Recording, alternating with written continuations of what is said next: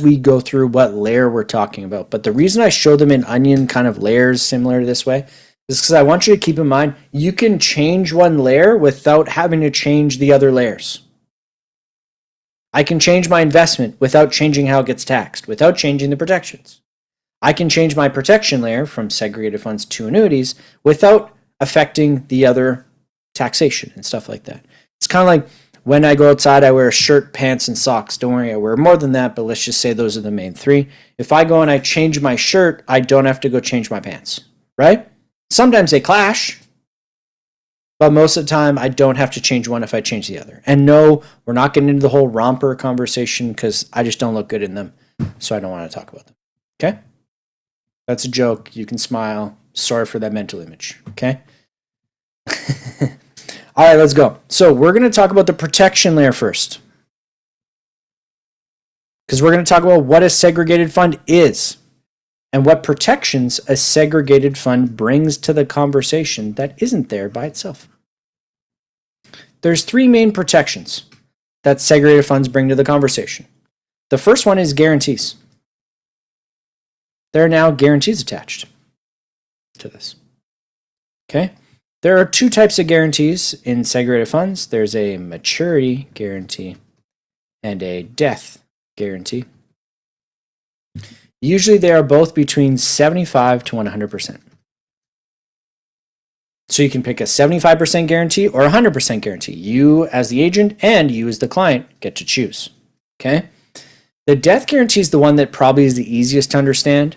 If I get a 100% guarantee on a $100,000 of funds, if I pass away, my family is going to get at least 100% of that 100,000.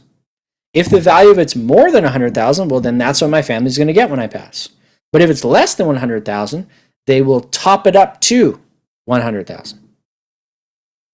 So if it's more, stays as is. Less, they top it up at that trigger point. Everyone understand death guarantee? Now, if I got the 75% guarantee, they would only top it up to 75% of it, no higher than that. But if it's more than that, it just stays as is.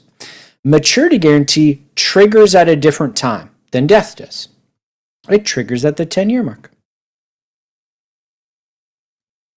Now, not every maturity is 10 years. So if they tell you a number other than 10 years, that's okay. But 10 years is usually the minimum or the default in the course. So what that means is if I invest my money today, May 24th, at the 10-year mark of investing, May 24th, 2035, they will check to see is your money more or less than what we guaranteed you. If it's more, stays as is. If it's less, tops it up, just like the death guarantee. But then instead of it going to a family member at death, it stays invested and continues. Okay? Everybody okay so far?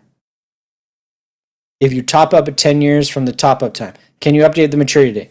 Okay, we're going to talk to that next. So there's also something called a reset in guarantees. And resets are kind of the way to lock in your gains through guarantees. Let me tell you what I mean. Some insurance companies do what they call manual resets, which means we do paperwork to send them in to make a reset happen. Other insurance companies do what's called an automatic reset, which means 2 or 3 years in that they do an automatic reset where they'll say, if your value of your money is higher than what it used to be, we will reset your guarantees to this new higher value. Let me say that again. So if my value of my money went from 100,000 to 125,000, and the insurance company did a reset on my money, they take that 100% guarantee that was attached to 100,000 and they reattach it to 125,000. So my guarantee is now 100% of 125,000. Then let's say 2 years later it goes to 150 and they do another reset. They'll detach my 100% from 125 and reattach to 150. So now I have a 100% guarantee of 150,000 now. Now, what happens if my market goes down? And they do a reset? Does that mean it's going to go down? No, they'll never reset down. They only reset up, which is nice. So your guarantees slowly get higher. Now, someone asks, is there any limits to how many resets you can have? Not really, but I'd say this. There's no drawback to the death guarantee changing. No drawback, just goes up. But what it does do is it moves your maturity date out 10 years from that day. So basically, every time you reset your maturity back to 0 days. So if I did a reset in 2027, my maturity is now 2037. If I do a reset in 2029, my maturity is now 2039. So there's no drawback to the death, but your maturity keeps getting stretched out every time. Does this make sense? Someone said I didn't get it. Okay. Every time you do a reset, it may reset your guarantee to a higher value, but now you have to wait 10 years from that day for it to mature. It's like setting it back to 0 days in maturity every time. Death changes right away. Maturity resets to maturity. And so that's a good question. What happens if you pull your money out before maturity? Well, if you don't die, you don't get the death guarantee. If you didn't keep it in for 10 years, you don't get the maturity guarantee. It's not locked in, Grayson. You can take it out anytime you want. But if you don't wait until that money matures, nothing's guaranteed. You just get what you get.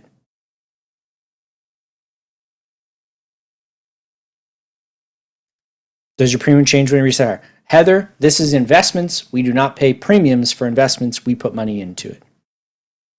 Yeah, that's okay. Any penalties? Penalties for taking the money out before maturity? No. What happens after maturity? It goes for another 10-year maturity cycle. Just keeps resetting.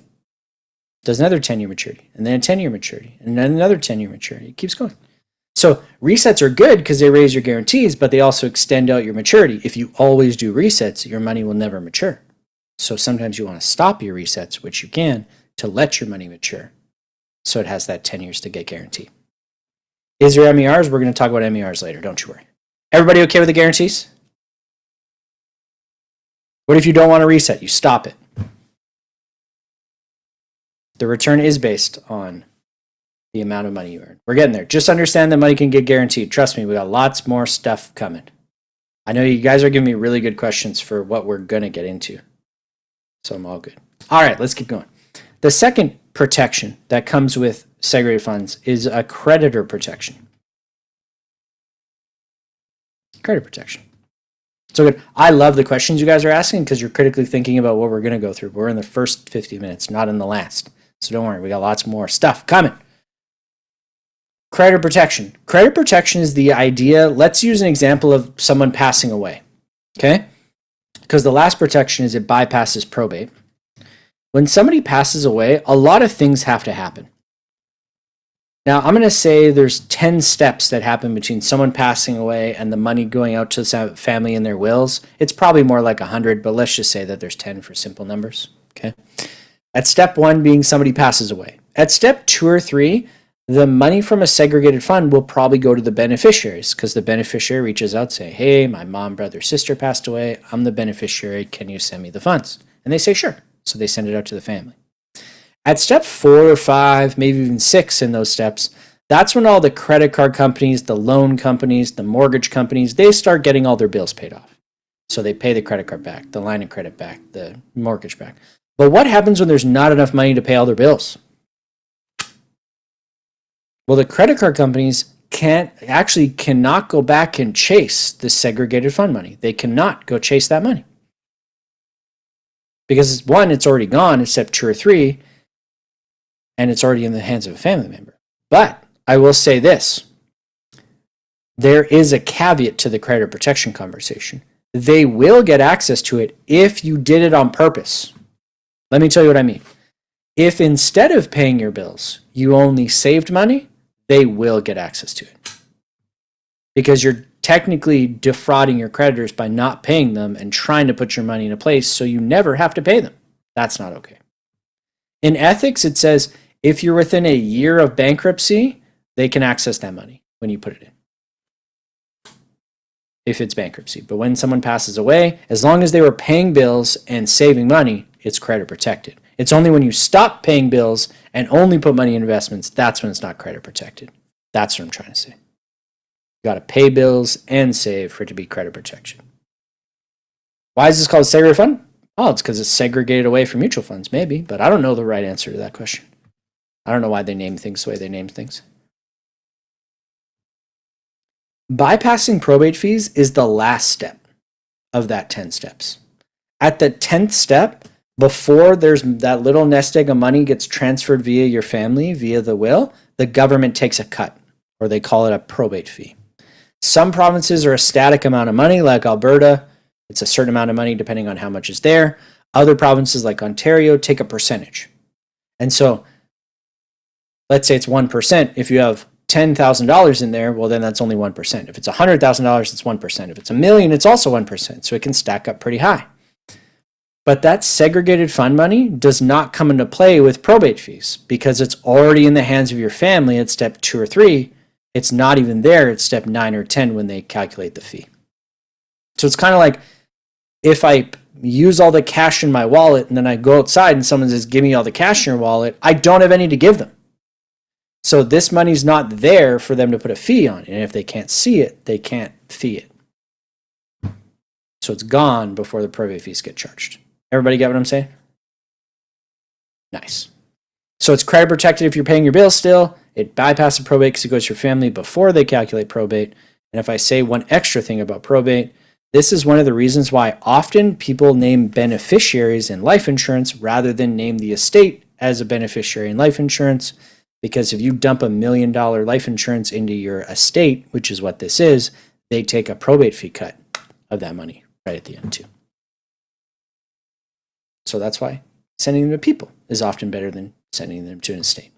Everybody okay with the protection segregated fund brings to the party? Good. Without that insurance wrapper, these would not apply. That's why we're talking about these. Okay. Awesome. Now let's get into some investment loveliness. Bypassing probate, the money goes to your family from a segregated fund in a beneficiary before probate gets calculated, so the probate doesn't get paid on that money because it's not there. Yeah. All right, let's start getting into some investment stuff. There's things called interest rates.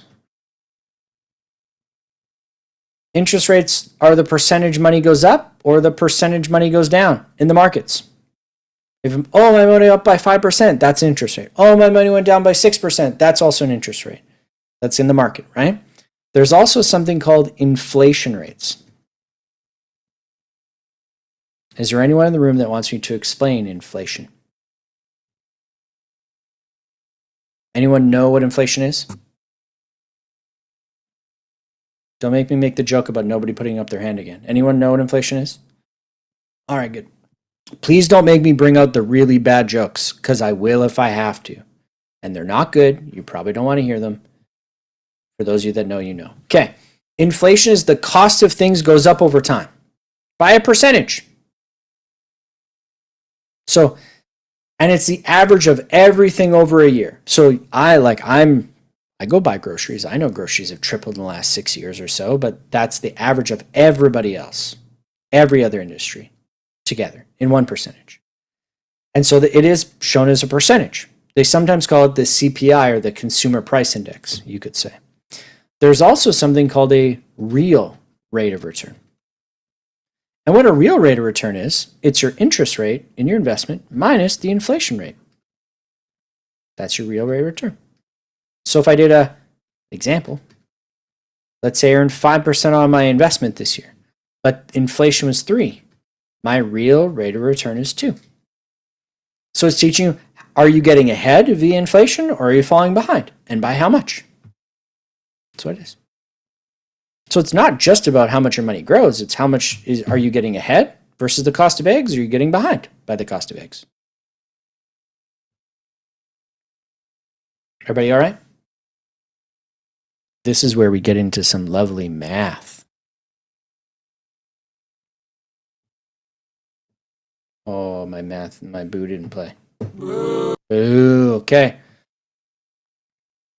We're going to talk about compound interest and how to calculate compound interest.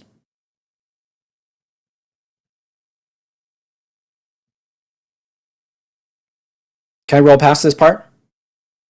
The end rate bit? Okay. Let's talk about compound interest. Here's the formula in the textbook. Future value equals the present value multiplied by 1 plus the percentage to the amount of periods, which is n.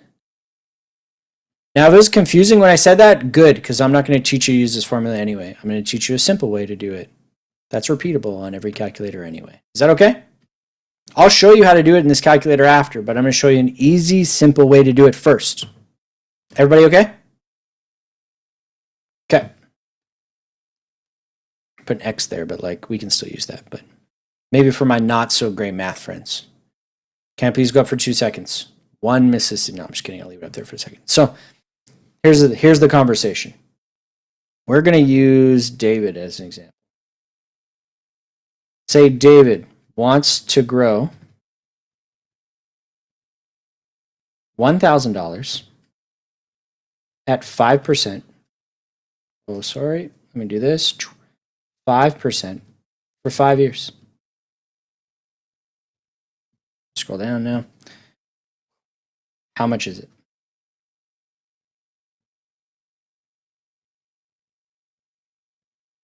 Okay. I'm going to teach you my way first. I'm going to show you how to use it in the calculator, but we're going to do my way first, okay? I'm going to color code it so you learn how to do it. Here we go. We take the value, the amount of money, 1,000. We are looking to make this number bigger, grow it, right, by 5%. So we're going to multiply this number to make it bigger. We are going to multiply it by 1.0, which is standard. It's always going to be there. Don't ask why it's there. It's just there to make the math work. And then I put the percentage of interest in, which is, in this instance, 5. And then I press equals in my calculator. And it gives me 1 year growth. Or in this example, 1,050. If you can understand how to do this, you can understand an infinite amount of compound interest. I just need you to understand this. I take the value they gave me, 1,000, multiplying to make it bigger, 1.0 standard, 5, because it's 5%, and then equals 1,050. Is everybody okay with that math? I'll type in the calculator. 1,000, multiply to make it bigger, 1.05, because it's 5% interest, equals 1,050. Everybody okay? Okay. Now here's the simple way to do it. Now you're probably saying, well, Eric, it's 5 years, not just 1 year. How do we do that? What you do is you take 1,050 and you put it in the 1,000 spot and you repeat it for year 2. And then you repeat it again for year 3, repeat it again for year 4 until you've done it 5 total times for 5 total years. And you should get $1,276.28. No, I'm not a math wizard. I just use the same example every time. So here we go. I have done it once. And by the way, I count how many times I press the equal sign. So I've done it once. Times 1.05 equals, that's 2. Times 1.05 equals, that's 3. Times 1.05 equals, that's 4. One more time, times 1.05 equals $1,276.28. And just so we're really clear, this is the exact number to the penny as the formula at the top. To the penny.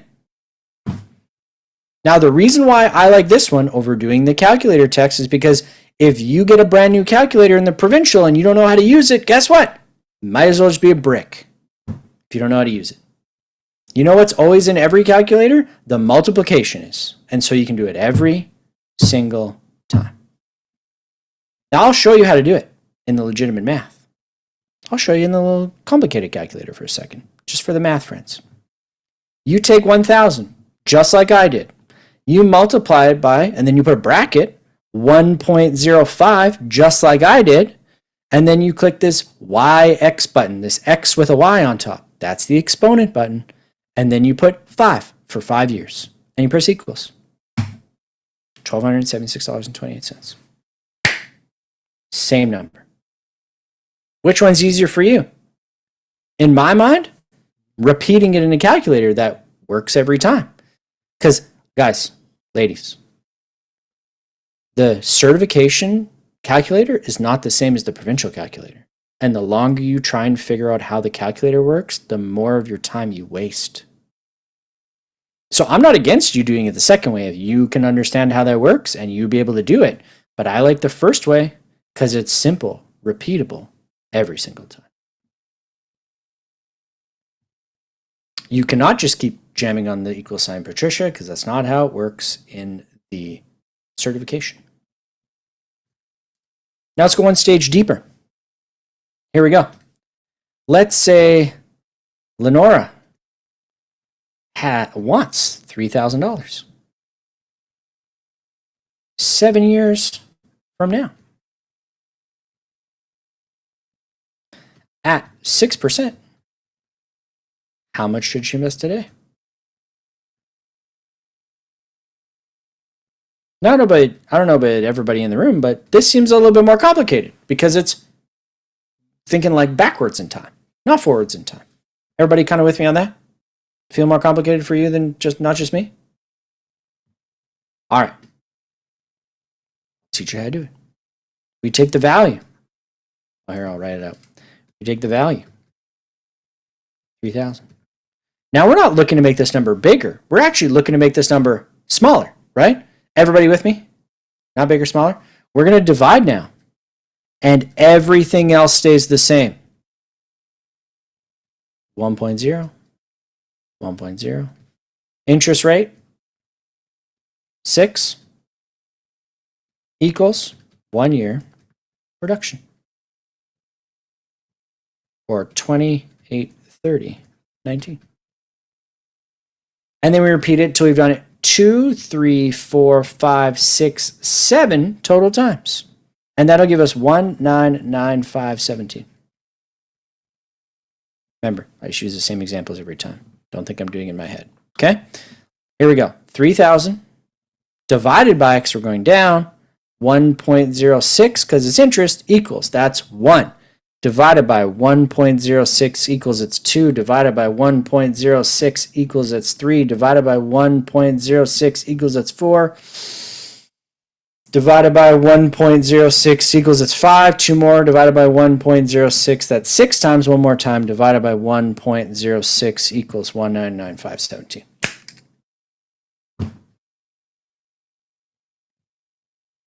Works every time. Now, if I go back to the scientific calculator, you take the 3,000. Instead of multiplying, you divide bracket 1.06 because 6% interest, bracket, exponent button, 7 years equals 1,995.17. So instead of multiplying, you divide. Otherwise, they're exactly the same thing. I don't care which way you pick. I just want you to pick one and stick with one so you never get it wrong. I like the repeating way because no matter what, on every calculator, multiplication is always there every time. Rather than the brackets and the exponents, because it's not going to show up as XY in your provincial, it's going to show up as AB. Cora, are you confused about the difference between growing and reducing? Or are you the whole like bracket conversation? Oh, okay. So I'll explain in words one more time. Here we go. If I am growing the number bigger, I'm multiplying. If I'm reducing the number smaller, I'm dividing, and the rest stays the same. I take the number. If I'm going up, I multiply. If I'm going down, I divide. By 1.0, then I put the interest rate in, and then I repeat it however many years they need it. That's it. That's how you do compound interest. Easy, repeatable, always, every time. And if you want to use it in the calculator, you can, but that's going to take some practice. Whereas my way, you just repeat it. You get practice by doing it every single time. Everybody okay in some compound interest math? How's everybody feeling? Feeling a little bit better? Complicated to simple, repeatable, so we can do it every time.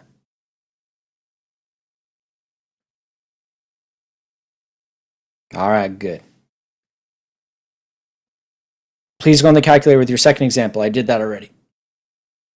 Yeah. How'd you do with 12? 1.12, someone would ask. If you go over 10, it'd be 1.1. It's very unlikely that they will use more than 10%, but I'll tell you this.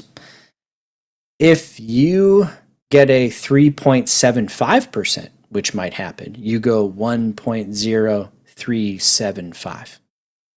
That's what you do. Yeah. I'll say this because it makes me laugh. There is a weird compulsion when people struggle with math to need me to explain it to them so they think they understand how math works. But I need you to understand, I need you to do the one that makes sense right now for you, not the one that's more complicated because it makes us feel better. My goal is for you to understand how to do it, not the complicated math way to do it. Because you're not going to be able to bring your own calculator. You will only have their calculator, which means you need to learn how to use the simplest part of the calculator all the time. Someone asked, why do I add the 1.0 and 1.05? The reason you add the 1.0 is so you don't have to add up everything at the end. It keeps a running total all the time. Yeah. It's just better to use 1.0 and then it every time. Yeah. Everybody all right?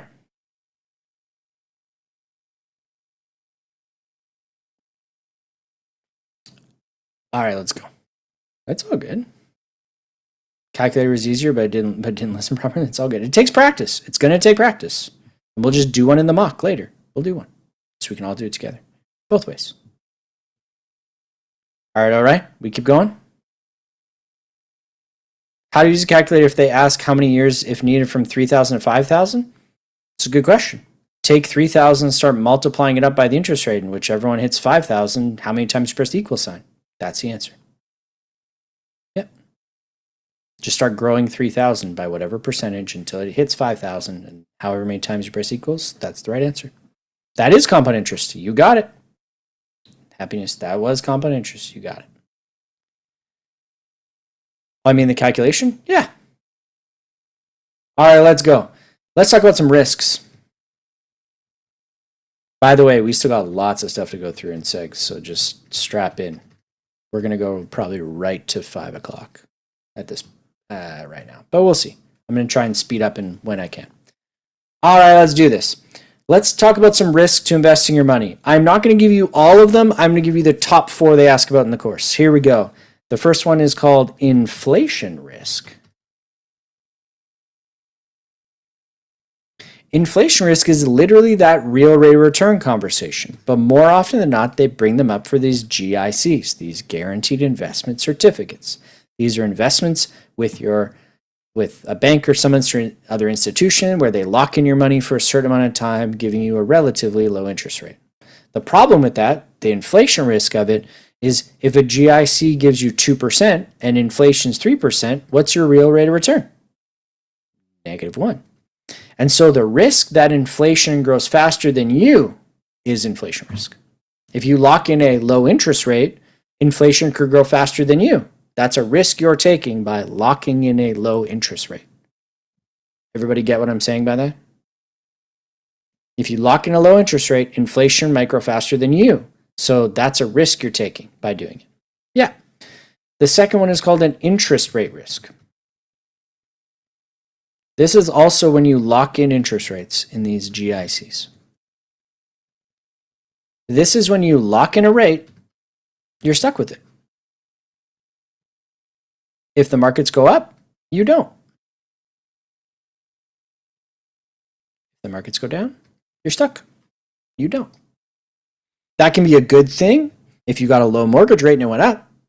But if you got a low GIC rate and it went up, that's not good. It's a risk you're taking by locking in your rates, good or bad. It's like in relationships. When you're in a relationship, right? When you get in a steady, married, whatever relationship, you're like locking in to not go outside of that, right?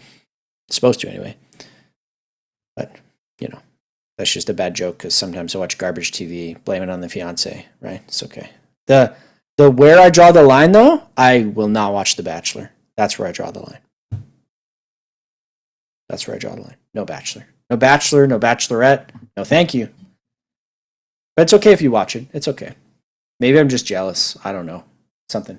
I'm like, it's trouble just keeping one lady happy. I don't know how they do it with 15 of them all at once. I don't know. It's all good. It's just a bad joke. Okay, let's keep going. Longevity risk. That show stresses me out. It's fair. Longevity risk. Longevity risk is something that is more and more becoming an issue, and it's outliving your savings in retirement. right? I mentioned to you about my 97-year-old grandmother. She did not plan a retirement to live till 97 years old, right? She planned for like this long, but she's living to be this long. It's a risk to us living longer and longer. We need to save more and more money. That's a risk. Now, I want you to put this under longevity risk. The solution to this is annuities, because you can get a life annuity to pay you money forever, no matter how long you live. And we'll talk about annuities later. But I just want you to throw it there, just so in case they bring it up. The last one is called a liquidity risk. And this is the risk of having no emergency fund. Let me tell you what I mean. When you invest every single dollar you have, you do not have any money sitting in your checking account in case you need it for an emergency. And so the risk of investing money is putting it in a place where you can't get access to that money right away. Right? By the way, if you hear dogs barking, it's because dogs live in my house. I apologize if you can hear it. Can anyone hear them barking? Nice. Some of you might if you have headphones. But the reason why is because I don't know if you can tell, but I have a huge microphone sitting right here. That's why I sound really good, because I have this lovely microphone. You can't see it. It's like right here the entire time. Okay. The idea of emergency funds in this course is your checking and savings account. Those are the two you should just see as emergency funds in this course. Sometimes credit cards, maybe if you have to. Sometimes tax-free savings accounts if they're not really invested, if you have to. But in the course, checking or savings accounts basically only every time. Okay. Sorry to hear that about the accident. Everybody okay with some risk to investing? If you invest all your money, none of it's available in case you need it. TFSC can be used as an emergency fund if you have it not invested in a place that it's like 3 to 5 days to get at it. Because some people put it in like daily interest account where they can just take it out if they want. Not everybody does. So not always is tax-free savings account emergency fund. But I'll just say it because sometimes they say in the course it kind of is sometimes. I don't necessarily always agree, but that's okay. I'd rather do checking and savings in the test every time. We good? All right, let's go. Am I okay to roll past these? Has everyone got these written down? Maybe I'll zoom out a little bit. I feel like my writing's a little big right now. All good. All right, let's go. Depends where you put it in about the taxes. We're going to talk about the taxes later. Let's talk about the thing I wanted to learn the most when I went through this module. How do I know if I'm investing in high or low risk things? It comes down to kind of two sides, okay? The first is your stock versus bond mix. Now let me put it this way. Stocks also mean equities in this course. Equities mean stocks. Bonds mean fixed income. They are the same thing. They are interchangeable. A good way to think about it too is stock means growth, bond means income. It's a good way to think about it, at least when you're investing. Okay. What I'm going to do is I'm going to draw 3 perfectly identical circles because we're going to draw some pie charts and we're going to compare some percentages. Who thinks I can draw 3 perfectly identical circles? I'm going through some pages. Who thinks I can't do it? Ye of little faith. I have a shapes tool and I can draw a perfect circle anytime I want, but that's not fun. So let's do it. Here we go.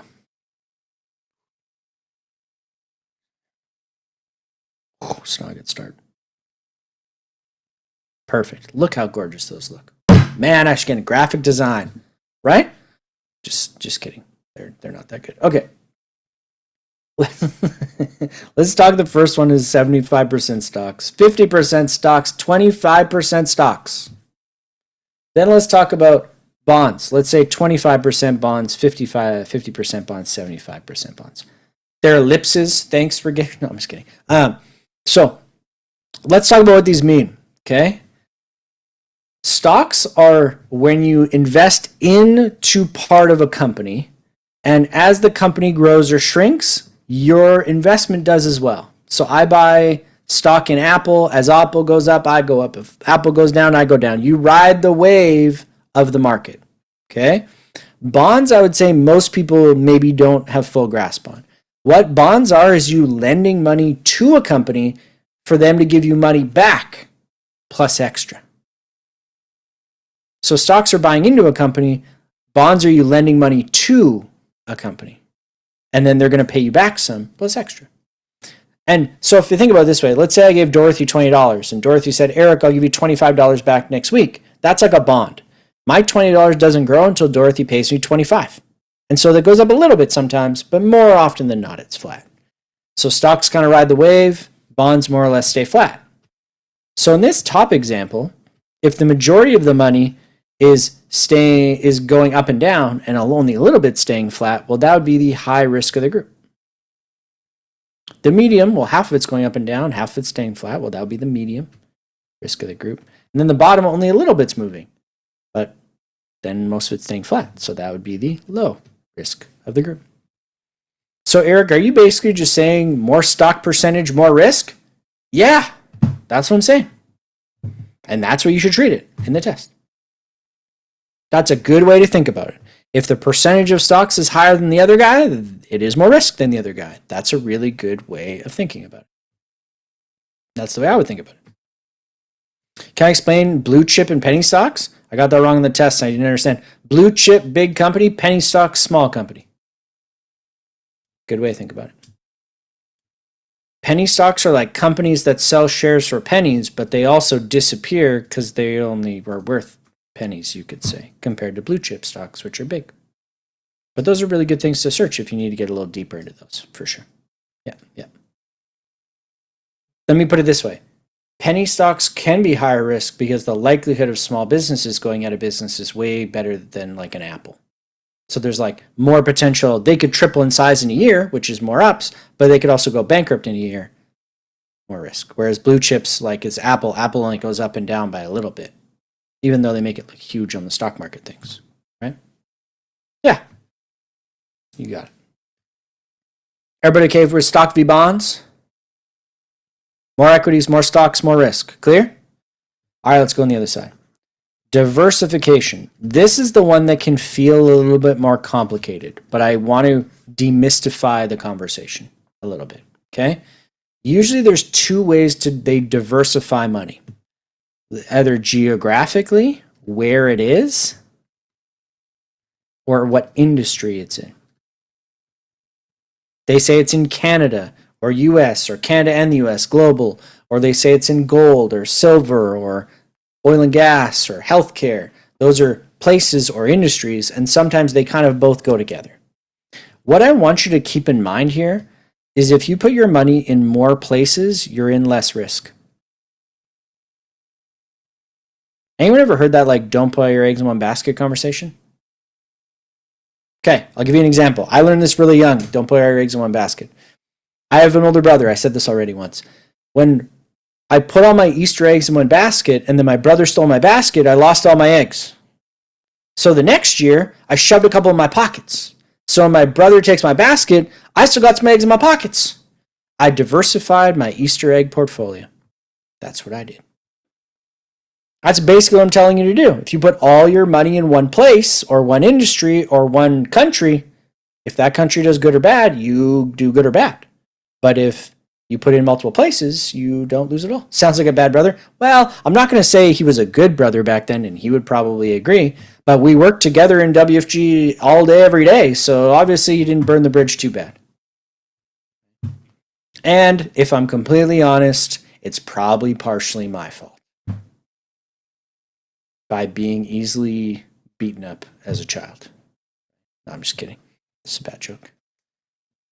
No, it's good. We fought lots when we were really, really kids, but then once we started to grow up and actually once we both came in the company and had some personal growth, we started to realize our differences weren't reasons to fight. They were reasons that we work really good together. My brother's really, really good with people. I'm really, really good with numbers. And so if he needs numbers help, he comes to me. If I need people help, I go to him and we like work as a unit. more often than not. Yeah. The weird part is he's blonde and blue-eyed, and I'm neither. It's weird. My mom was lactose intolerant, but the milkman came every week. Right? It's a bad joke. Yes! Okay, good. That was a bad joke. You're welcome. Don't worry, don't worry. It's a bad joke. My dad has blue eyes and used to be blonde. Don't worry. We're fine. None of us are adopted. My brother looks just like my dad. It's okay. Oh, bad jokes. Okay. Here we go.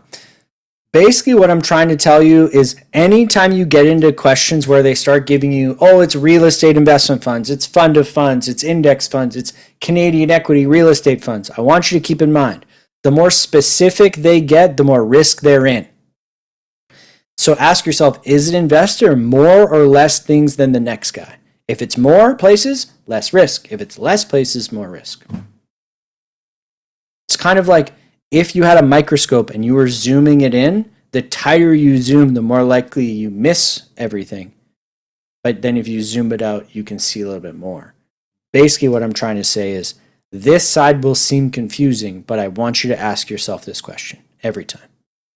Yeah, like S&P 500 or the S&P 60. The S&P 60, which is the Toronto Stock Exchange of 60 companies, will be more risk than the S&P 500 of 500 different companies, because that's less risk of one or two companies taking you in the promised land or taking you out. Everyone get what I'm saying? Complicated idea, simple. And by the way, if they bring up real estate fund, index funds, dividend funds, just look them up in the text. They're all there for you to see. And sometimes they'll even tell you the risk of them. In real life, they will talk about, when we're meeting with clients, it's about both sides together. But in the test, usually it's one or the other sides. To talk about Bitcoin for a second, I don't usually mention cryptocurrency at all because we're not licensed and nobody's licensed to do crypto. And so keep in mind, when you represent yourself as a financial professional, you shouldn't really be giving advice on things that are unregulated that your clients might do acting as you're a professional. Because if you're not licensed in it, they could technically come after you for your choices, which is bad. 75-25, these are stocks and bonds percentages. Pretty much asked. S&P 500 is the, I forget what the S&P stand for, but it's the Toronto Stock Exchange. And if it's 500, it's the 500 biggest companies. Yeah. Everybody okay on this one? Standard & Poor's Index. Thank you. I knew somebody else would know the answer. Hey, I don't pray to know everything, but I know a lot about this stuff, so that's why I'm here. All right. My coffee tastes a little funky. Just kidding. Let's keep going. I'll keep that joke going forever. By the way, I'll give you one extra for those of us that stick around. She's my fiance. She's a fiery redhead. So when I bugged her about it one time, she's like, hey, it's fine with me. I only got to take one sip. You're going to drink the whole mug. I was like, man, don't even say stuff like that. That's what I said. Oh, so good. And then sometimes she's like, how much insurance do you have on yourself? I'm like, quit it. Just making me paranoid. So good. All right. Man, let's talk about MERs. Let's talk about these management expense ratios. Management expense ratios. Is there anyone in the room that does not know what a management expense ratio is? And it's totally okay not to know. That's why we're here. Okay, good. Glad I'm not the only one. I'll zoom out for you instead. Okay, management expense ratios. If you have an investment in any place, in any banking or financial institution, you are paying these right now, whether you know what they are or not. And no, they're not bad. If you understand how they work, they're actually pretty good. I'll explain them in detail, okay? Management expense ratio is a percentage that the investment company takes every year out of your investment.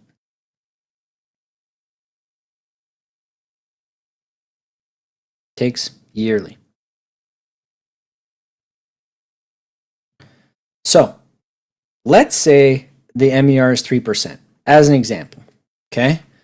That means if, let's say, Christine sees 5% on her statement at the end of the year, and her management expense ratio is 3, that means her investment actually does 8.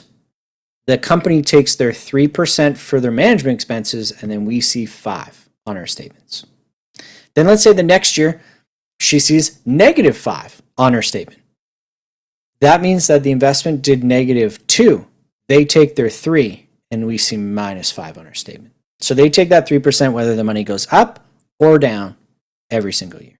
Okay. Now that doesn't make it sound super great when I say it like that, but when I explain it to you, it will make a lot more sense. Okay. I'm going to ask the room kind of a hypothetical question for a second, and I'd love for you to answer. And I'm assuming out of the 490 people that are in the room that at least half of you are paying enough attention to answer. So if I were to offer you a job, but I were to offer you 2 different ways to get paid, I want you to tell me which one will get you more excited to go to work tomorrow. 50 grand of your salary or 10% of the profits? And no, I won't tell you the profits.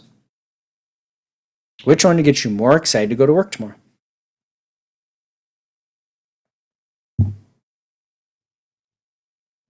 Yeah, most people would say the profits, right?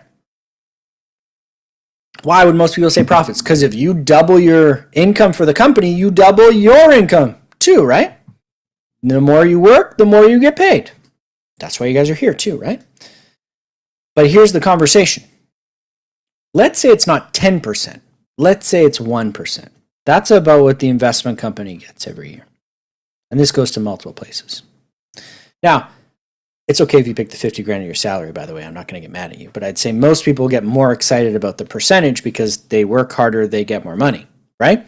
And so if the investment company wants to double how much money they make on you, what should they do? Double your money. Just like if you want to double your wage, they go double your work. And so I kind of like the idea of the investment company losing money when I lose money and gaining money when I gain money. I'm okay with that. They got skin in the game. If they lose my money, they lose theirs too. The second one is the money manager.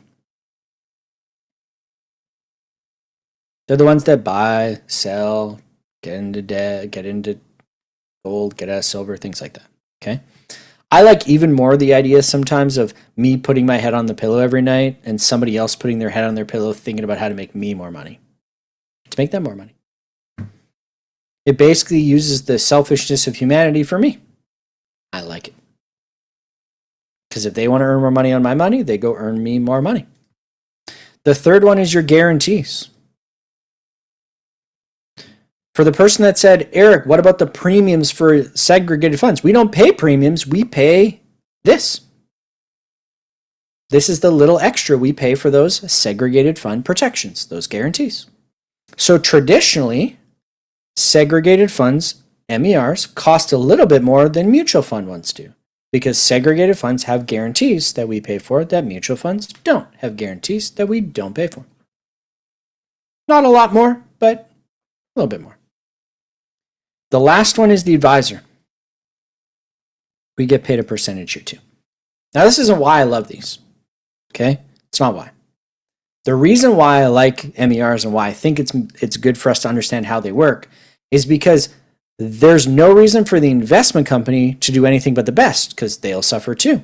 There's no reason for the money manager to do anything but the best because they'll suffer too. There's no reason for the advisor to do anything but the best because they'll suffer too. Everyone is incentivized to do the best job possible because they all get a cut. If my clients grow money, I make more money. That's how it works. So why would I put a client in anything but the best? Because if I do that, I also grow/shrink with them. That's why I think MERs are really, really good because everybody gets part of it. How do they suffer when it's 3%? Because if your money halves in value, they half their 3% on it. If they double your money, they double the amount that gets 3% on it. They have incentive to grow it, just like you do. I think that's good. But that's just me. Are we the advisor in this scenario? Once you're licensed, for sure. But you're not licensed yet, so not yet. For sure. Everybody all right? Management expense ratio? Great. Let's keep going. Now, we're going to change gears, everybody. Changing gears. We're moving away from the investment side. Now we're jumping into registration. Do MERs change? Somebody just asked me. Depending on which fund you have invested, they will be different. They're not always 3%. That was just an example, but every investment is a little bit different. Yeah. We're going to talk about how you register your funds now, or registered investments. Okay. So we're talking taxation now. So we've talked about growth up to now. I want you to keep in mind, the growth part is going to stay the same. Now we're going to talk about how that money gets taxed, and it depends how you register it with the government on how it gets taxed. Okay? We're going to go from the ones we know to maybe the ones we don't. So stay with me. We're going to have a lot of stuff to go through, and I'll make sure that we work our way through. Okay? The first one would be RSPs, which are retirement savings plans. Retirement savings plans.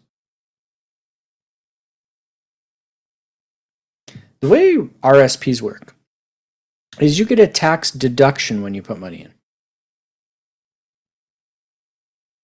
but it gets 100% taxed on the way out.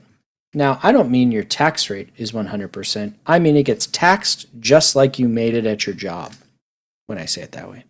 So if I make $100,000 at my job and I put $1,000 into my investment, in my RSP, the Canada Revenue will act as though I made $49,000 that year, and I'll get taxed back on that extra $1,000.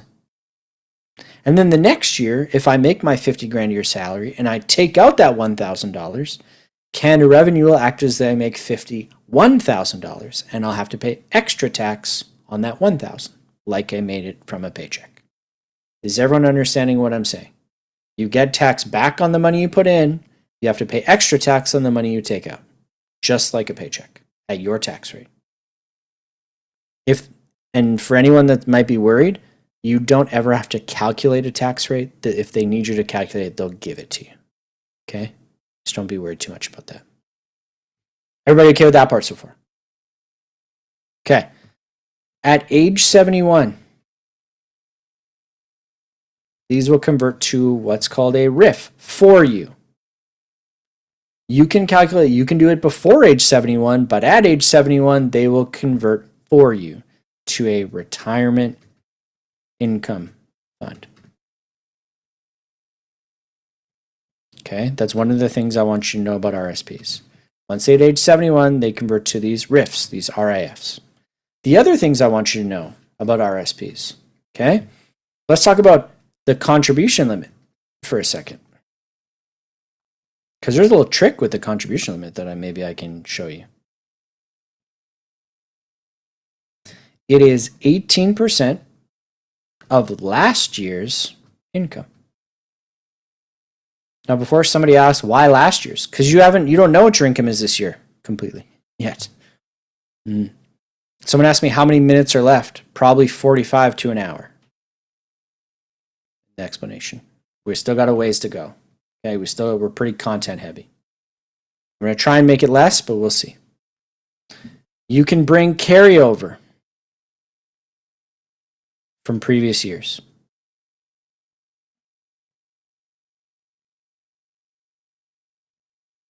Okay? The last thing I want you to know, and this is the one that's kind of the caveat to things, there's an over contribution of $2,000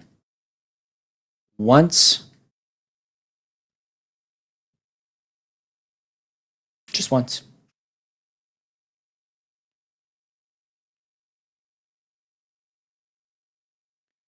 The over contribution is the one that will trick you sometimes. And what that means is you might do the calculation properly for an RSP contribution limit, and you might get all the math right, but you might be wrong because of that $2,000. So I'm going to give you a little tip. If you see an RSP contribution question in the mock exam or in the cert or the provincial, and there's two answers that are exactly $2,000 apart, one of them is right. Because one of them accounts for this $2,000 and one of us does not. And you got to figure out which one's right. So sometimes that might help you skip the math a little bit, but If there's two that are exactly 2,000 apart, go figure out whether the 2,000 applies or not. And let me put it this way. If you've already used it, you can't use it. If you haven't used it, you can. Sometimes they'll tell you they have or have not used it, but if they say nothing, act as though they have not used it and include it. Because you get the math really, really right, but then get the question wrong because it was $2,000 more because of that little guy. You're right, but you're wrong somehow. Yeah. Does that mean you can put an extra $2,000 without penalty? That's exactly what it means, Paula. You can add an extra $2,000 once in your life without paying penalties. So sometimes they'll ask a question like, how much RSP contribution room can Eric put in without penalties? That's you add the 2,000, unless it says Eric has already used the over contribution in his life. That's like the edge that'll get you there or not sometimes. Okay? Everybody all right with that one? The CRA poker games. That's funny. The second thing I want to mention about RSPs is group RSPs. You know what's crazy about group RSPs? They have no Seg Fund guarantees. No maturity, no death. Mostly, if not all the time, when they bring up group RSPs or group segregated funds, it's that they don't have guarantees. Does it have to be a lump of 2,000 or can it be little by little, somebody asks? It's a one-time up to 2,000. If you over-contribute by any, it uses up part of that 2,000. But I think that's just maybe my conversation in my head.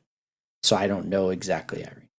What's the max over-contribution? There isn't really a max over-contribution, Reza, but they start charging you percentages on the money you over-contribute. CRA starts charging you for putting in too much money. Yeah, right away. Everybody okay? All right, one other thing about RSPs, because they like to bring up RSPs a lot sometimes. Okay? Spousal RSPs. There's two things about spousal RSPs that I want to tell you. One, the contributor uses their room.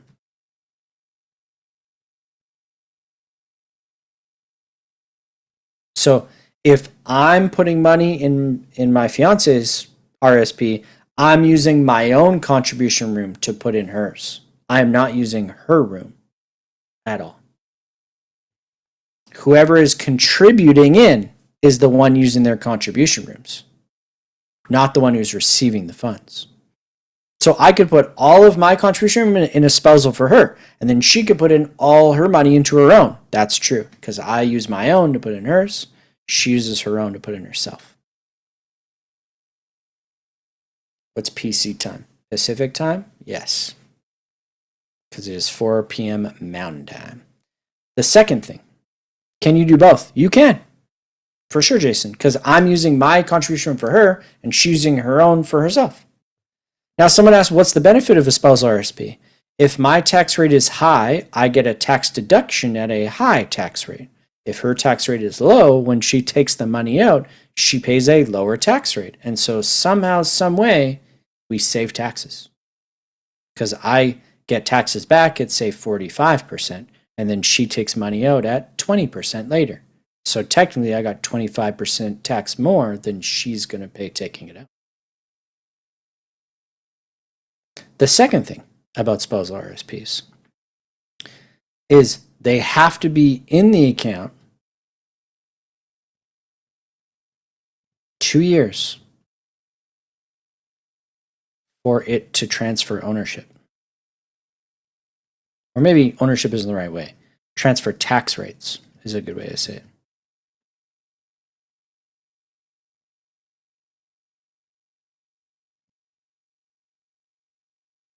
What's a spousal RSP? There isn't a contribution percentage. It's the same as my own room, Stephen. So if I use all of my room for her, I can do that. So it's like whatever your room is your limit. Every person has a limit. Yeah. Let me put it this way for everybody. There's what they call a vesting period that I'm going to talk about in pensions. A certain amount of time money has to be invested before it becomes yours. And in spousals, that's 2 years. So if I put money in for my spouse and she takes the money out less than 2 years from when I put the money in, it's coming out in my tax rates. If it's been in there more than 2 years, it is now her tax rates.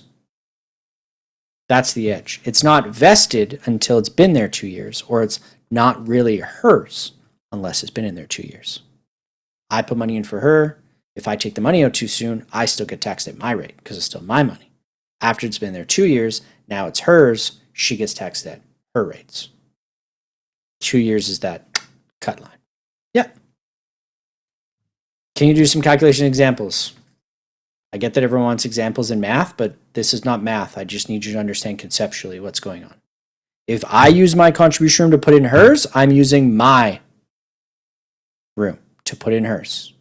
If the money has been in there 2 years or longer, she can take it out under her tax rate. If it's less than 2 years, it's my tax rate.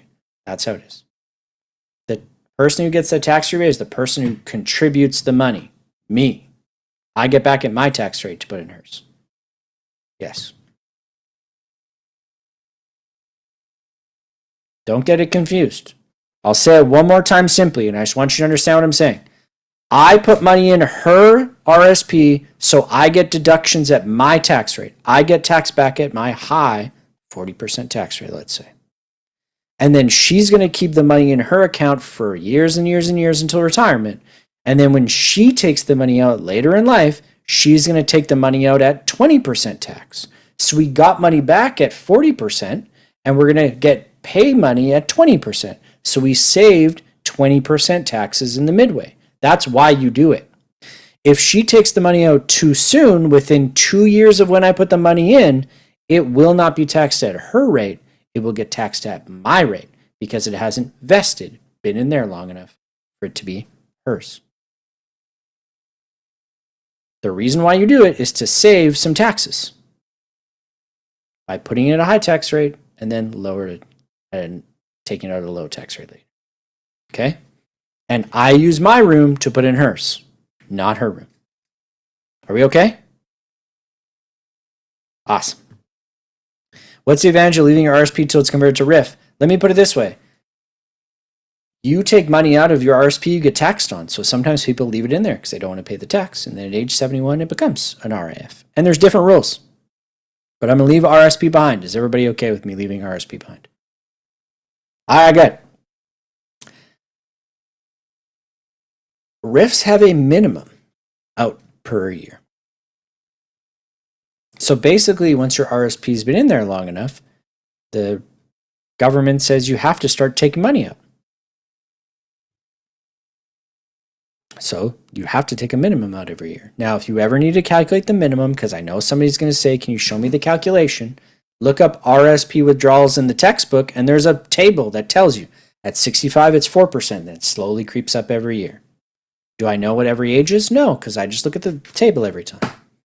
So should you in the exam. But there's no maximum. You can take it all out if you want, but it's taxed like RSPs. Just like a paycheck. Tax like a paycheck. Now, here's the thing I want to make sure that we don't get confused before we keep going.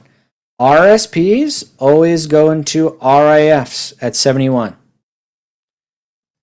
I'm going to give you kind of a weird example to hopefully it's a cement in your brain. Okay? Your right hand always stays your right hand. If you were to switch your right and left hand, it would be weird. The thumbs would point inside. Don't do that. There's going to be L acronyms coming, LIRs and LIFs for pensions. The left-hand acronyms, L acronyms, and the right-hand acronyms, RSPs, RIF, they do not switch and swap. They are independent. They stay separate. They do not switch. Pensions, left hand. Personal, right hand. We do not blend the two. It's like orange juice and mint toothpaste. They just don't mix. They're fine by themselves, but together, not so good. Okay? What's the difference between RSP and RIF then? RSPs are when you invest. RIFs happen to you when you keep your RSPs in after 71. It all converts to a RIF. They're not different, just RSP turns into a RIF later. What's the approximate tax rate for someone taking out? Whatever your tax rate is, the tax that you pay. There's no tax rate specific for everybody. Okay? All right. Everybody okay? All right, we're moving forward. RSPs when you're investing money in, but you can take money out. RIFs, you can't put more money in and then you have to take money out. There's no benefit to a RIF. Correct. Your RSP turns into a RIF when you retire, so you have to start taking your RSP money out. That's why it exists. Okay? Let's go. Let's talk about pensions now. I'm going to read this answer. It makes this quite up. When it says 2 years, does it mean time you contribute? For example, you started with cultural contribution in 2010, do every year. So in 2024, you added more. Can you still put as much money you want, but a 2-year period from you? Okay, Abinaf, basically the way it works, every deposit has its own 2-year vesting period. If you put money in 2010, it'll be vested in 2012. It doesn't mean you need to wait until 2024 to take it out. Every deposit you would make would be its own 2 years. So you could not take 2023 money out in 2024 because it hasn't sat in there for 2 years yet. Okay, let me put it this way. It's like planting seeds in your backyard. Every seed you plant has a different gestation period, correct? Every deposit in an RSP has a different vesting period. Awesome. Okay, that's all good. I don't blame people for asking. All right, there's 4 pensions that we're going to talk about today, but I'm going to make sure everyone understands. I'm going to teach you the differences between the pensions that will show up on the test, not the similarities that make them all the same. Here we go. We have a DBPP. We have a DCPP. We have a DPSP. And we have a PRPP. Here we go. Defined benefit pension is the top one.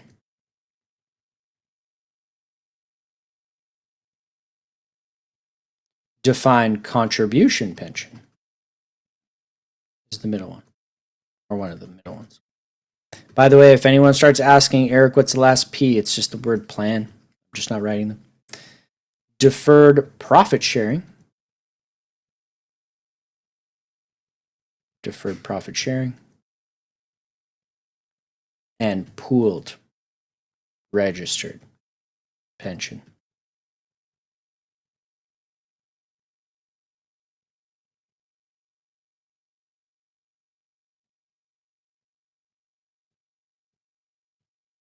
Now remember, I told you I'm going to tell you what's different about them. Why?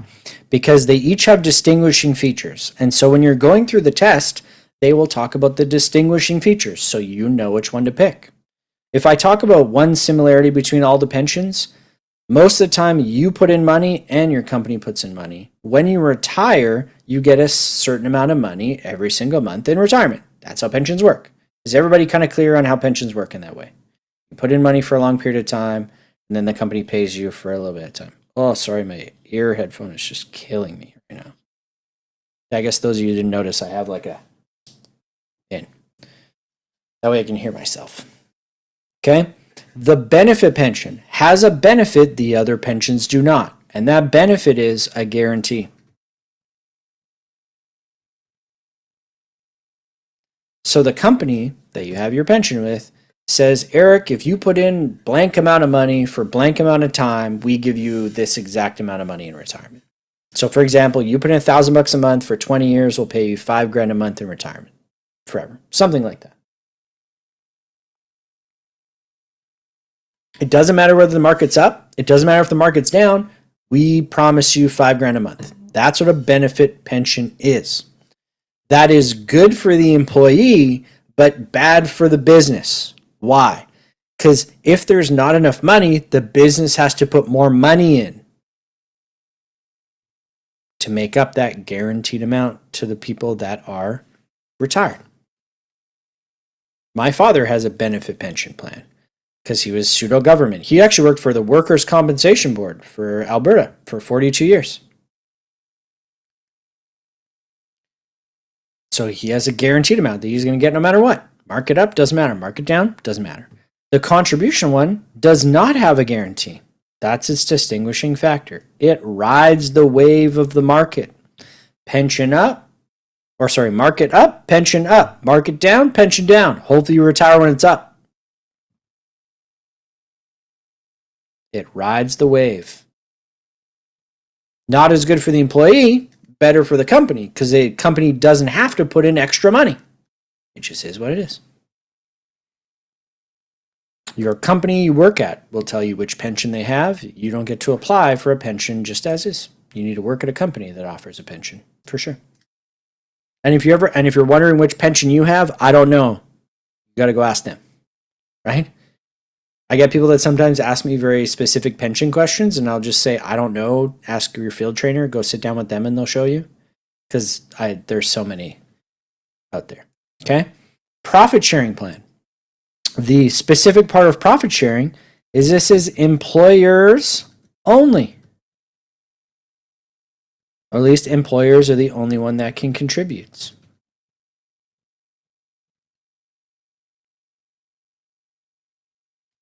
No time limit for a pension being paid back to you in retirement? Right. Pensions are made to pay you till you die. Once retired, do the defined pensions still go up and down? The defined benefit one can get indexed sometimes, which means it grows via inflation. But the contribution one usually stays the same. But it can be indexed. This is why I'm saying, like, how much is it going to get paid? It's really tough for me to give that explanation because it depends how the company set it up. Yeah. Okay. They have a pension for asking for pensions.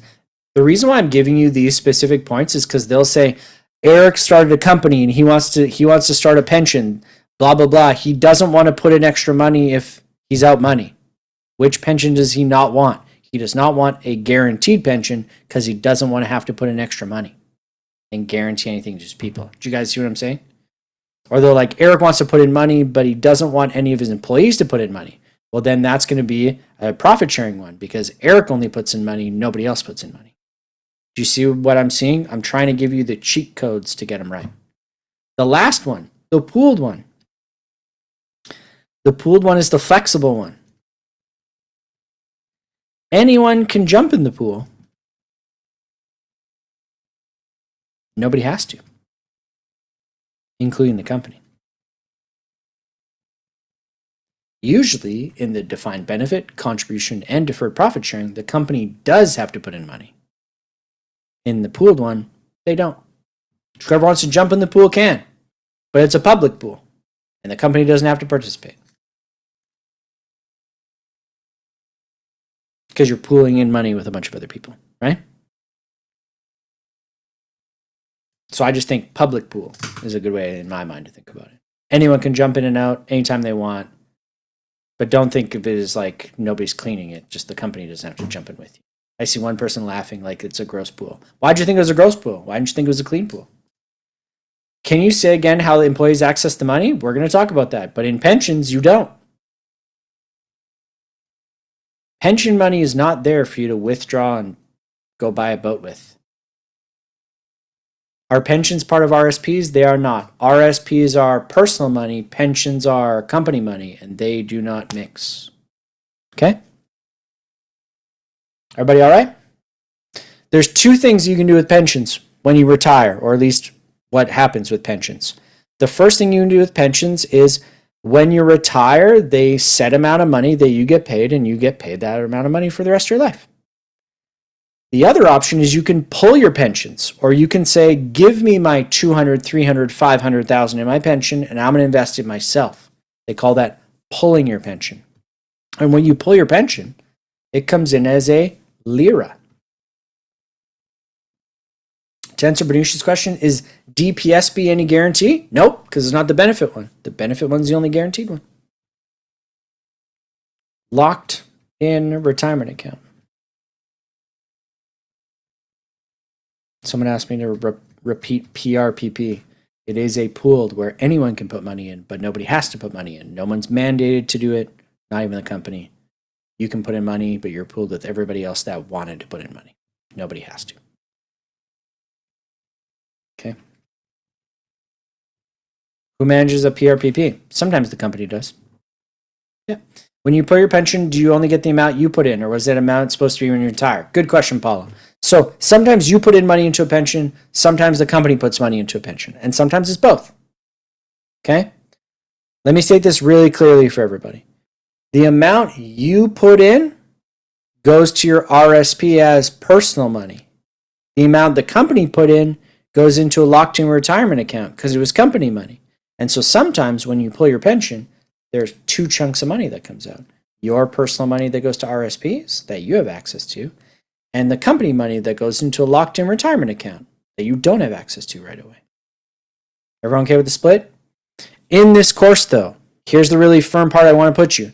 If they give you an amount of money in a pension and they pull the money out and they say which type of account does it go in, just act like it's all company money. If they don't give you the split, it all goes to Lyris every time. Okay? There are three things that I want you to remember about Lyris. Three.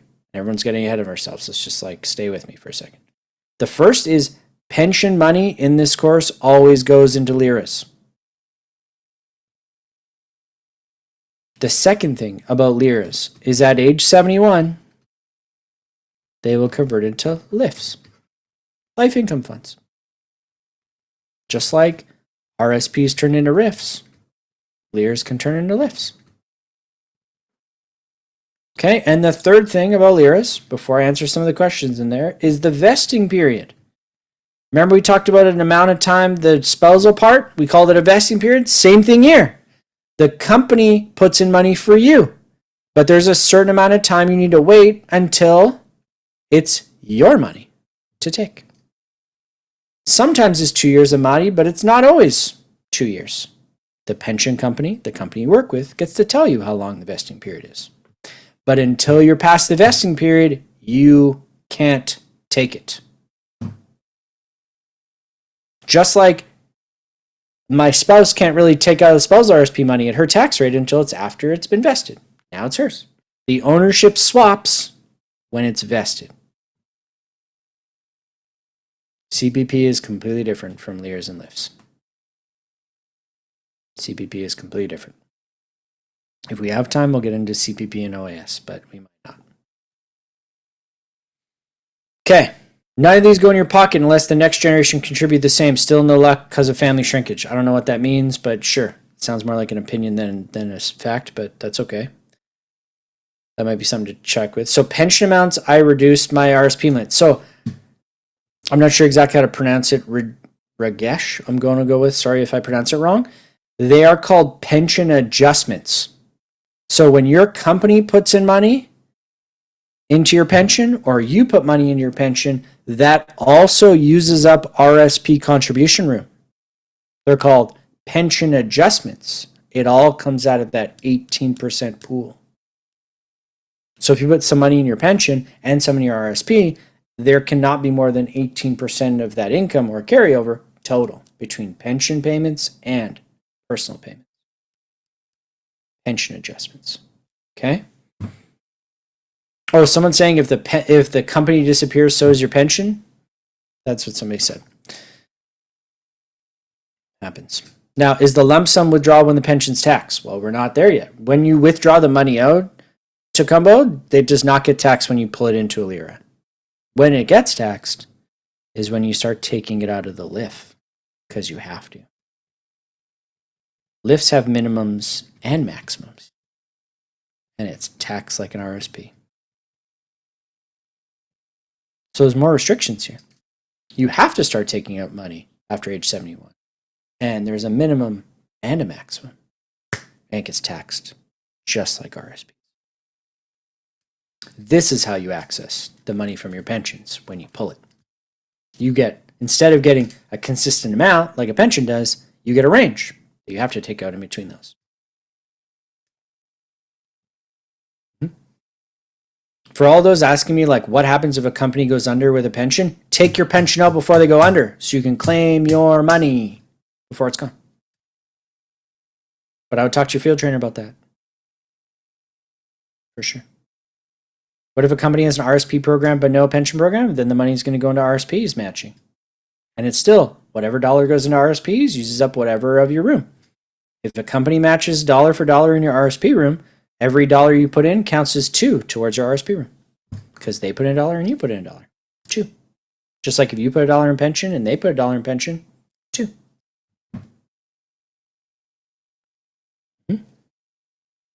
Can money go into a lira during the vesting period? That's kind of the point. No, you can't pull the money and put it in a lira if it's still being vested. After the vesting period, you can. I'm going to say it one more time. Pension money in does a pension adjustment with RSP limits. Yes. Any pension money that goes in does affect your RSP limit. Are we okay? I feel like I repeated that a couple times. Okay, we're going to keep going. So, last thing. Liras. Lifts. Left hand stays the left hand. Right hand stays the right hand. No switching, no swapping, no mixing. Okay? Orange juice and toothpaste. Don't mix. Fine by themselves. No mix. Yeah. Okay. Now, for everyone asking me lira questions in the chat about how it works when you can access the money, here's a blanket statement for everybody. Lira rules are different in every province, so they're not going to ask. And if you ever want to know, go ask your field trainer. Because it's different in Alberta, Ontario, Saskatchewan, Manitoba, Quebec, Newfoundland, New Brunswick, Nova Scotia, and the territories. Every province is different. So no, I'm not going to answer them. And no, they're not the same as everybody else. Just know that you can't get access to a lira unless you're under the poverty line, going to make a drastic decision in your life, or you need really heavy medical bills. Otherwise, you can't touch it unless you move it into a LIF. So take your money out before your company goes belly up, for all the people that are worried about your company going belly up. Okay? Or go find a better job in a company that you're not worried about going belly up. Right? Just throwing that out there. All right. Let's go. We got more stuff to go through. And we're just getting caught up on pensions for some reason. All pensions go into liras. Yes. Let's talk about these tax-free savings accounts. We have 3 more things to go through before we get to annuities, and I want to leave enough time for you guys to actually understand annuities. The more we sit in pensions, the less time you're going to learn about annuities, which are by far the thing that people struggle with the most in this entire module. So, here we go. Tax-free savings accounts. They're tax-free in and out.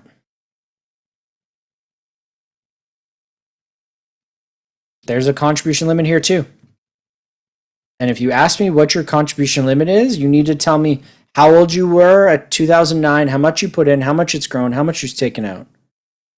And if you don't know those 4 things, then I don't know. So don't ask. If you really want to know, you can go to your CRA.com website and you can go find out for yourself. Okay? Because it's there. The thing about tax-free savings accounts, I want you to realize, the first thing I'll ask you is to make sure you get the acronym right. I don't like hearing TSFA. It just like grinds my brain when I hear it. Just get the acronym right as best as you can. Tax-free savings account. TFSAs. Okay? Awesome. Tax-free savings accounts, the hardest question they're going to ask you is they say, let's say Vanessa hit her limit.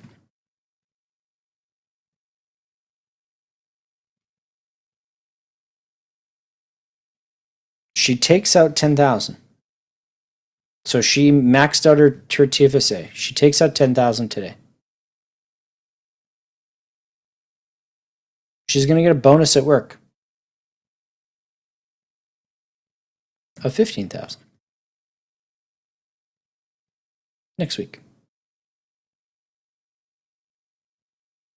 When can she put the 10,000 back in?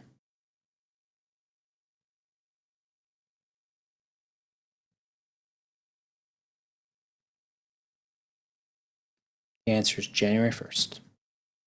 Always. You might say, why? Because she maxed it out. They're called contribution limits, which means they limit how much you can put in, not how much you take out. Here's a good way to think about contribution limits. They're like a valve to fill a bucket of water. And once that bucket gets full, they shut the valve off and they can't open it back up until January 1st every year. No more money in once it's full to January 1st. And then the way TFSAs work is they add an extra 7,000 every year. So they just bring a bigger bucket every year. Then the valve open. Once you've maxed out in, it doesn't matter how much you pour out of the bucket, that valve is still shut once it's sent out every dollar it needs to until January 1st. And then you get all that room back, plus the 7,000 more. So she'll receive that 10,000 room back, plus the 7,000 from 2026 when they hit back open. Everybody get what I'm saying?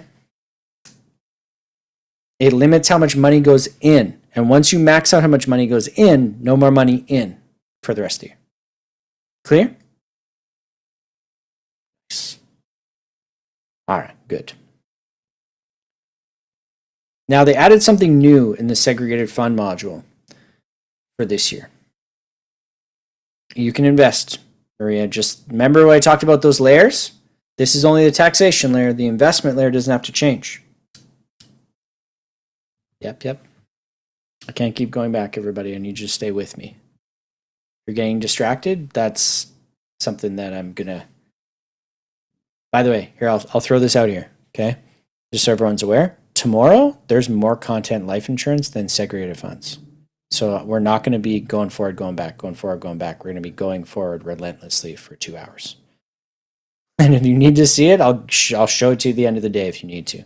And by the way, at 6 o'clock today, well, 6 o'clock my time, I will stick after for maybe 10, 15 minutes to answer questions or show you things you missed if you need to, okay? I'm not doing this because I'm a jerk. I'm doing it so we can get the most we can do in the time we have, okay? Appreciate everyone understanding. Let's go. Let's talk about these first home savings accounts, these new things that they came out with. Oh, they'll still be practice exams tomorrow, but it's 3 hours tomorrow. But the first 2 hours is going to be a lot of insurance knowledge. There's more content tomorrow than there is in segregated funds and accident sickness, almost combined. So I'm not saying that to scare you, but that's why we put it on Sundays, so I warm you up before we get there. First home savings account, FHSAs. Okay, here's how they work. $8,000 limit per year. It is tax deducted going in.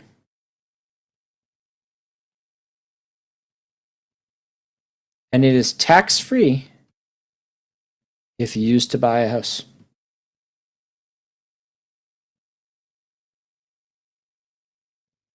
So you won't have to pay the tax if you use it to buy a house. If you don't buy a house within a certain amount of time, which I'm not going to say now, they'll transfer to your RSPs. Now there's 2 other investments that we're not going to go over today.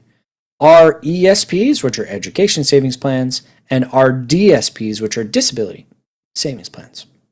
We're not going to go through those today, partially because they're really easy to find, really easy to read, and honestly, it's probably better if you read them rather than me try and explain them. So we're going to skip those today. Is that okay? So I have one more thing to go through, and then we're going to get to annuities. So we have plenty of time to go through annuities. All right. Good. Let's keep going. Everyone got this one down? Can I roll? Slowly but surely, less and less people are here. I know it's getting late in the day. Stay with me.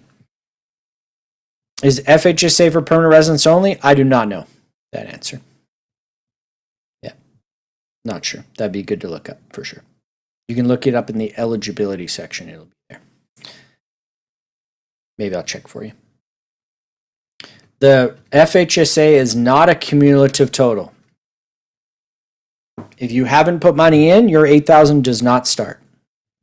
You need to open up an account to get 8,000 for this year and have it going for the next year. If you don't start it, your 8,000 is not growing in the background just because you're 18. What's the max contribution limit? 8,000 for the first year and then 8,000 for the next year. If you miss it, you don't get it back. No, sorry. Let me say that. Let me say it a different way. If you have an account open, you will have $8,000 for the room every year. If you don't have an account open, that 8,000 does not grow every year.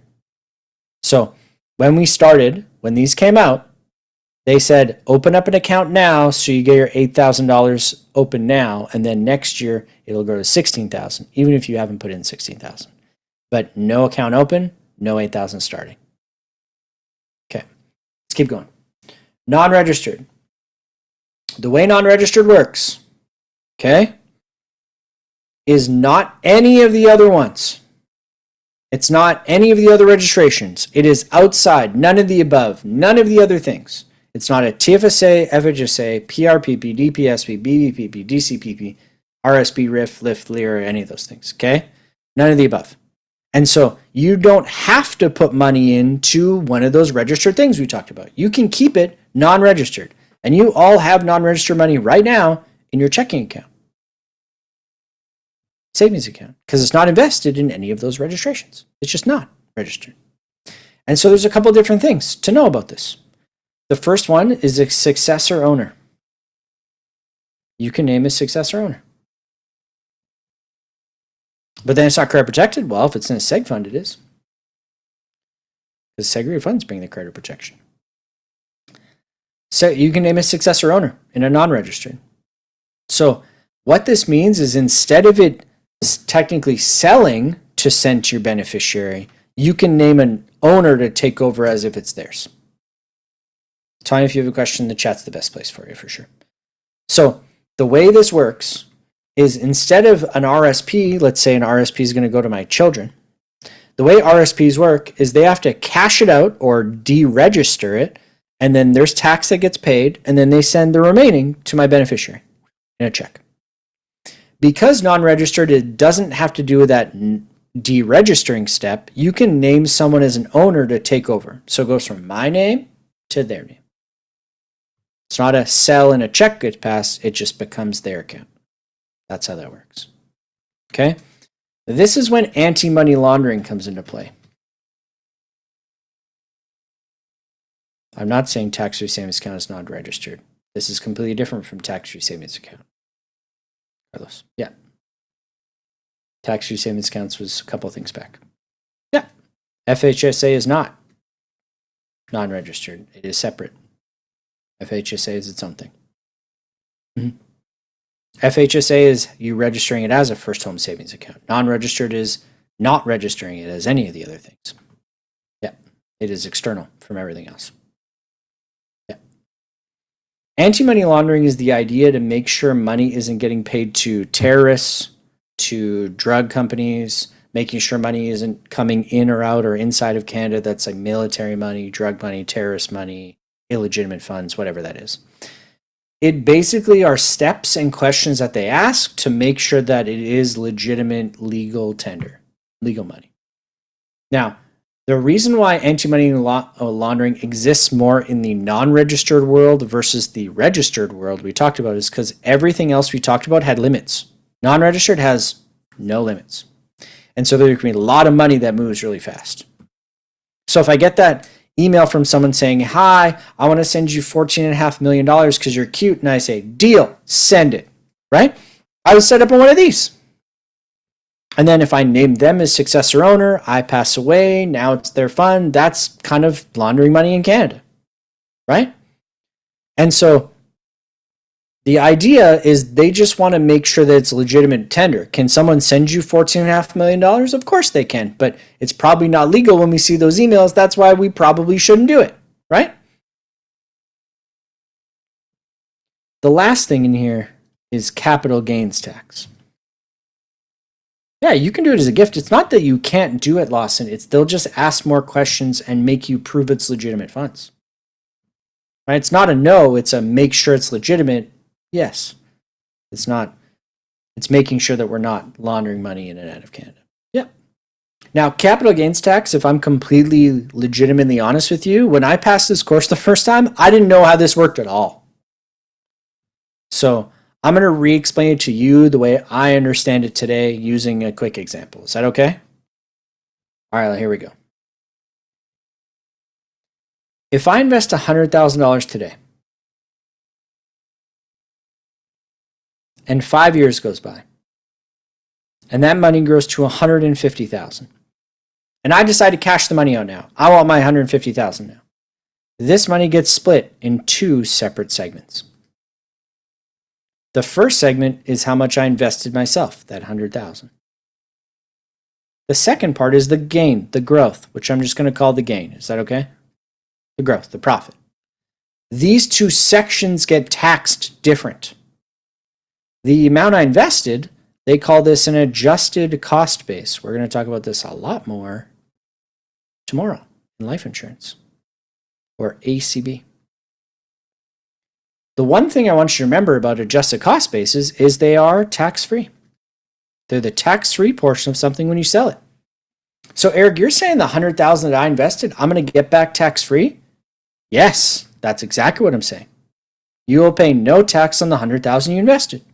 That's true. The gain, however, is half taxed. Now, let me be completely honest with you. Half of the money gets taxed at your tax rate. So 25,000 of it would get taxed. But I just want you to divide it by 2 at the end.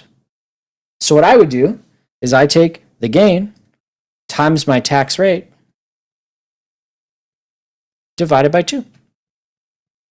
I just do the divided by 2 at the end. Why? Because if I do it at the start and then I do it at the end, I'm going to screw myself up every time. So I just always do it at the same point, at the end. Divided by 2. So you put in $100,000, you invest it for 5 years. When you take the money out, you get your $100,000 back tax-free, and then you pay half tax only on the growth. That's what I remember. Half tax only on the growth. And if there's capital losses like Cassie's putting in, search capital losses so you understand how it affects capital gains. Capital gains are how real estate investing works, how business sales work, how non-registered money works. Basically anything outside of those registrations we've done already is all capital gains. Half tax only on the profit. Clear? Half tax only on the profit. It did not, Miriam, because they did not make it actually a law. And so until it's a law, it doesn't show up in insurance, which doesn't show up in my class. Period. On that. Half tax only on the 50. You got it. Half tax only on the gain. Yep. Let's keep going. Now we're going to change gears again. We're switching to annuities, everybody. We are now in the protections layer. We are away from registrations. We are away from the tax. And if someone asks me how annuities get taxed, I'm going to frown because this is not about how it gets taxed. The registration we talked about determines the tax. If it's a tax-free savings account annuity, it's not taxed. If it's an RSP annuity, it's taxed. The annuities just determine the protections, not the tax. So let's dive in. What an annuity does is it generates an income.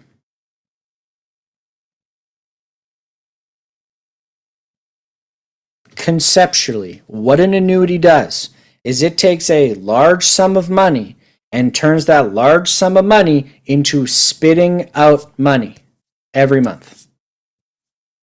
For those of us that keep asking me to scroll back, I can't right now. I have 15 minutes to explain one of the most important things in the module. Stay after class and I'll do it for you.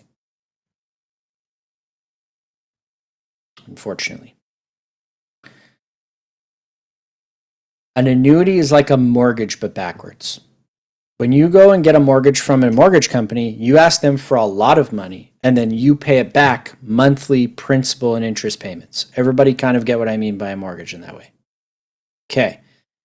The way it works now is I bring a lot of money to the bank, and then they pay me monthly principal and interest payments. You and the bank swap places. You bring lots of money, they pay you money monthly. That's what an annuity does. Now, there are 3 variables to an annuity when you go to buy it. How soon you want your payments to start, how long you want your payments to last, and what type of payment you want in your annuities. Here we go. How soon? You have what's called an immediate annuity, or you have what's called a deferred annuity. Immediate annuity says, pay me now. And when I say now, I mean less than 1 year from purchase when you give them the money. So if I give them $100,000 and I say, I want my payments to start 6 months from now, that is an immediate annuity, paying you less than 1 year from when you gave them the money. Deferred is the pay me later. More than 1 year from purchase. Where you say, here's my $100,000. I want you to start paying me 3 years from now. Deferred, later, annuity. Immediate, right now. Deferred, later. Everybody with me on that conversation? Okay. In the deferred annuity, there is 2 phases. There's what they call the accumulation phase and the payout phase. The accumulation phase is the savings phase. Payout is the paying phase. Why would you do defer, Riza? Because you don't need the payments right away. Say I want to put my $100,000 in, but I don't want my payments to start 3 years from now. Could I just invest them in a seg fund for a while and then do an annuity? I could, but maybe I just want to put it there so I don't have to worry about it. It's not more or less interest. It doesn't change where it's invested, right? The investment part of that onion doesn't change. It's just what protections. I don't know why everyone keeps asking me if there's age limits on things. It's very rare that they ask you what age limits in the course, and it's very easy to look up. But as far as an annuity, I don't think so. But there probably is at some age. They won't do it anymore. But I don't know. Okay. The accumulation is that time between the time where I give them the money and the time where my payments start, where it saves. It still grows in that time frame, like it's being invested. And then when it switches to the payout, it starts paying you. Okay. What's the correlation between seg funds and annuities? It's either seg funds or annuities. Never both. Because you take the seg fund shell off and you put the annuity one on. Here's a good way to think about it. I save my money until retirement in a seg fund, and then I put it in an annuity to pay me back in retirement. I grow my money in a seg fund until retirement, and then I pay it back to me in an annuity in retirement. That's a good way to think about it. Not saying you need to do that, but that's a good way to distinguish between, am I saving to retirement or am I paying myself in retirement? That's how you can, the difference. Okay? Let's talk about the how long. You can either pick a term certain annuity, which goes for a certain amount of time, 10, 20, 30 years. Or you can do a life, or some here, I'll put the full name. They call it a straight life annuity, which goes until you pass. Oh, wow, that line was supposed to be straight. To pass. And then they do what's called a joint and last survivor.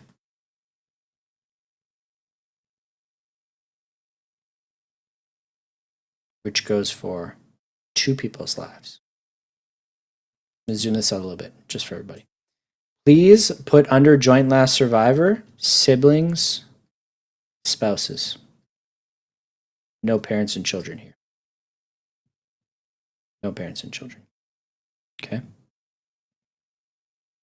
Now, if I bought a $100,000 annuity, and it was a 10-year term certain annuity, let's say they paid me $1,000 a month, every month. At the end of the 10 years, I stop receiving my $1,000 per month payments, and the bank keeps my $100,000. Now, some people are going to look at me weird and say, well, why did they keep my $100,000? That doesn't make any sense. Well, let's do the mortgage example. Why doesn't the mortgage company ask you for the $500,000 back for the value of the house at the end of your mortgage? Oh, Eric, because I paid it off in principal and interest payments. Right. So why don't you get the $100,000 back? Because they paid it to you in principal and interest payments. That's the deal. Just like a 25-year-old mortgage. Now, the longer your term is, the cheaper your payments will be. Just like extending out a mortgage, the longer you extend the annuity, the cheaper your payment will be. It's like taking a rubber band and stretching it far. The longer it goes, the thinner the payments. just like stretching rubber band. If I take that 100 grand, I go 20, 30, 40 years, or even the rest of my life, it might be a $200 payment, maybe $300 payment, much, much smaller because longer stretch. Okay. So term certain will usually pay a higher amount than a straight life because its straight life is longer. A joint life usually pays less than a straight life because it's even longer, especially if it's a gentleman with ladies, because, you get what I'm saying. The longer it stretches, the lower the payment. Clear? Okay. The last one is the payment style. And there's also 3 here. Okay. There is a level, which I'm going to put the word consistent because that's probably the keyword that you should look for. They want consistent payments. You can do variable, kind of like variable mortgage rates, where it can go up and down via this. And my handwriting is not good and you can't understand the steps? Okay, sorry. And then indexed, which is growing. So variable is, I'm going to put fluctuating, and index is growing. Which steps are you meaning, Korosh? Because I'll read it for you. Are you talking like the immediate guy? Because I'll zoom back in if you want. Just zoom things out a little bit so everyone can see it. Okay? A good way to think about this, just so we're really clear. Every annuity has something in each one of these columns. But in the course, usually they bring up 2 at a time.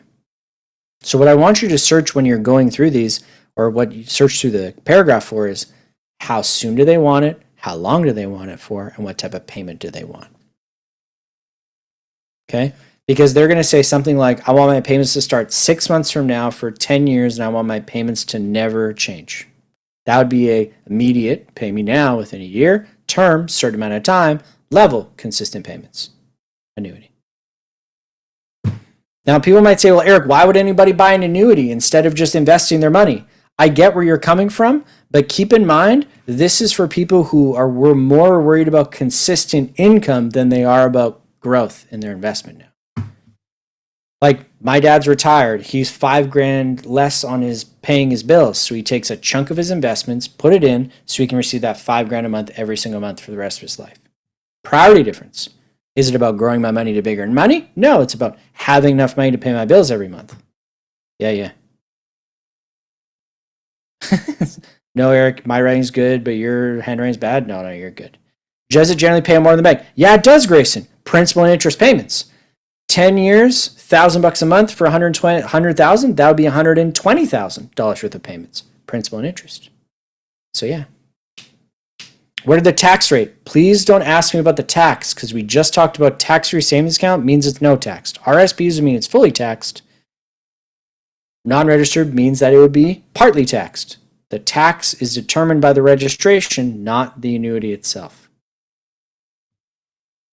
Yeah. I'm just trying to grasp the concept. Would you have to come in with a large sum to purchase an annuity initially? Right, Christine. You bring the large amount of money so they pay you money monthly. So you take what you saved in your Seg fund, your big 200,000, and then you buy an annuity so it like spits out money. Let me say it in a different way. If segregated funds is you putting money in a piggy bank, annuities are then putting a slit on the side of the piggy bank and every month it starts spitting out money. Large sum of money, spitting out money monthly. And then you have to determine how soon you want it, how long you want it to spit money for, and what type of level, variable, or growing payments. Yeah. So it's like a personal pension. Good way to think about it, for sure. It's like you buying yourself a pension by yourself, for yourself. Yeah. Annuities don't have investments inside of it, right? They do during this phase, the savings phase. It will grow in the savings phase, just like a Seg fund. But once the payments start, you can't stop them. This is the last thing I'm going to say before we take a break on pensions, okay? Or annuities, okay? Here we go. Once you receive your first payment,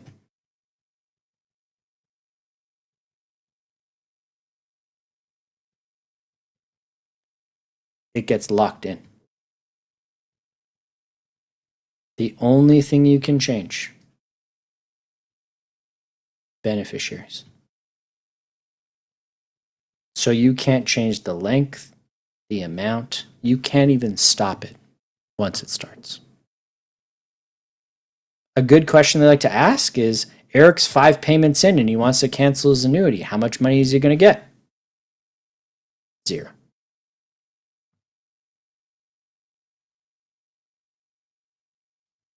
Does the annuities, when payment shows part that's growth or income, they usually don't give a breakdown of that. No. Maybe I'll throw one more thing in because we're really close. You can put a guarantee on the life annuities. Because if you die too early in a term certain, if I die in the 8th year, they'll pay the last 2 years of my annuity to my beneficiary. If you die before your guarantee period, let's say of 10 years, they'll pay the remaining amount out to your beneficiary. But if you die after the guarantee period, nothing goes to your beneficiary because they paid you till you died, and that's the deal.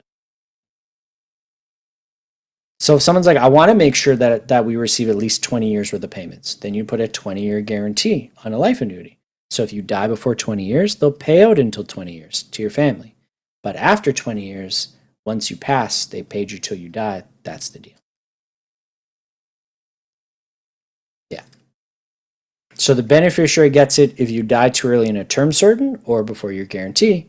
After the guarantee on a life, your beneficiary won't receive anything because they paid you till you died. That's the deal. Just like a pension. Everybody okay? This is the Seg Funds module. Was it lots? Heck yeah, it was. Who's a little brain dead by now? Yes, good. At least you guys are paying attention. Let's take our break in about 5 minutes. I'm going to give you 6 at 5:05 Mountain Time. We're going to start back up.